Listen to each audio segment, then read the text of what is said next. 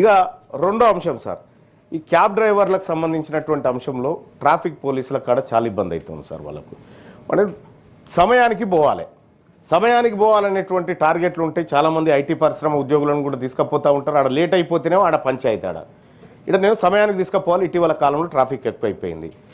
ఇక పుట్టుకున్న తొందరగా పోదామంటే అంటే బయటికి మనకున్నటువంటి తేడా ఏంటంటే సార్, ఇప్పుడు కొంచెం సివిలైజ్డ్ కంట్రీస్లలోనేమో రెడ్ లైట్ పడితే గ్రీన్ ఎప్పుడు పడుతుందా అని ఆగుతారు సార్. ఈడ ఆ పరిస్థితి లేదు సార్. రెడ్ పడంగానే పోలీస్ ఆయన ఉన్నాడా లేడా అని చూసుకుంటాడు సార్ పక్కపొంటి. అంటే ఆ పరిస్థితి ఉంది ఇక్కడ. మరి ఇక్కడ ప్రజలు తప్పని చెప్పడానికి లేదు, లేకపోతే ప్రభుత్వం తప్పని చెప్పడానికి లేదు. ఈ సమస్యకు పరిష్కారం కావాలా. అనేకమైనటువంటి ట్రాఫిక్ చలాన్లు కూడా ఈ ఆటోల పైన, కార్ల పైన ఎవరి మీద పడితే వాళ్ళ మీద, అందరి మీద చేయాల్సిందే సార్. రూల్స్ తప్పితే ఎవరైనా దానికి ఎవరేం ఎగ్జామ్షన్ ఏం లేదు. కానీ ఈ వాహనాల ద్వారానే కడుపు నింపుకొని బ్రతుకుతున్నటువంటి ఆటోలు కానీ, క్యాబ్ డ్రైవర్లు కానీ, ర్యాపిడో డ్రైవర్లు కానీ, వీళ్లకు ఒక్కసారి సిగ్నల్ జంప్ అయితే 1000 రూపాయలు పడితే వాళ్ళు 4 రోజులు పనిచేయాల్సి వస్తుంది సార్ ఆ చలాన్ తీర్పడం కోసం. మరి ఇప్పుడు కాంగ్రెస్ పార్టీ మేనిఫెస్టోలో గతంలో కూడా నా సలహా మేరకే మీరు అందరు పెట్టినారు, ఏది చలాన్లను మాఫీ చేద్దామనేటువంటి ఒక ఆలోచన పెట్టినారు సార్. ఒక కట్ ఆఫ్ డేట్ పెట్టి పాత చలాన్లు మాఫీ చేసి రూల్స్ను పకడ్బందీగా ఇంప్లిమెంట్ చేస్తామనేటువంటి ఒక విధానం ఏమైనా తీసుకొస్తే ఈ కాడి నుంచి కొంత జాగ్రత్తగా ఉండేటువంటి అవకాశం ఉంటుంది సార్. లేకపోతే ఏం జరుగుతుందంటే సార్, చలాన్లు అట్లనే పెండింగ్ ఉంటాయి.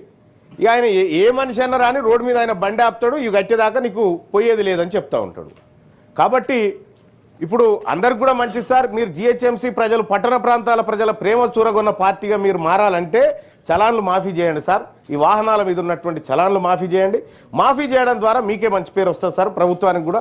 ఎందుకంటే హామీ నిలబెట్టుకున్నటువంటి చాలా తక్కువ నిలబెట్టుకుంటాం, అయినా పర్వాలేదు ఏదో ఒకటి నిలబెట్టుకున్న పేరన్నా మనకు ఉంటుంది కదా అని చెప్పి తమకు రిక్వెస్ట్ చేస్తూ ఉన్నారు సార్. ఇక అలాగే క్యాబ్ డ్రైవర్ల పైన, ఆటో డ్రైవర్ల పైన పోలీస్ దాడులు జరుగుతూ ఉన్నాయి సార్ అక్కడక్కడ.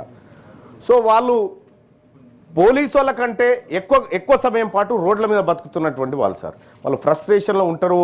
అందరు కస్టమర్లు ఒకేలాగా ఎక్కరు పై కార్లోకి కానీ ఆటోలకు కానీ.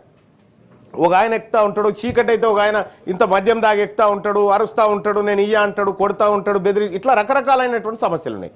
సో వాళ్ళ భద్రత విషయంలో కూడా ప్రభుత్వం కొంత చొరవ తీసుకోవాల్సినటువంటి అవసరం ఉంది. ఇలా లక్షలాది మంది ఆటో డ్రైవర్లు కానీ, క్యాబ్ డ్రైవర్లు కానీ తెలంగాణ రాష్ట్రం, మరీ ముఖ్యంగా ఇప్పుడు మనం జిహెచ్ఎంసీని ఎట్లాగో విస్తరించాలనుకుంటున్నాం. 1,34,00,000 మందికి సంబంధించినటువంటి వ్యవస్థను తయారు చేస్తాం. ఇంతమందికి మన దగ్గర ఉన్న ఆర్టీసీ సరిపోదు సార్, ఖచ్చితంగా వీళ్ళు ఉండాల్సిందే దాంట్లో. కాబట్టి మీరు గిగ్ వర్కర్ల విషయంలో ఏదైతే విధానాన్ని తీసుకోవాలనుకుంటా ఉన్నారో తీసుకొచ్చిరు. కానీ ఈ ఆటో డ్రైవర్ల విషయంలో, క్యాబ్ డ్రైవర్ల విషయంలో, ఈ యాప్ విషయంలో కానీ రాష్ట్ర ప్రభుత్వం చొరవ తీసుకోవాలి సార్. దీంట్లో రాష్ట్ర ప్రభుత్వానికి అయ్యే ఖర్చులు వేస్తారు, ఎట్లాగో పెట్టేది పెడతా ఉన్నారు. మీరు పెట్టే డబ్బు పెడతా ఉన్నారు కాబట్టి సో సరైనటువంటి విధానంలో పెట్టడం ద్వారా ప్రభుత్వానికి మంచి పేరు వస్తుంది, ప్రజలకు మంచి జరుగుతుంది, మహిళలందరూ కూడా మిమ్మల్ని దీవిస్తారు ఎప్పటికీ. Thank you sir. ఓకే అమ్మా.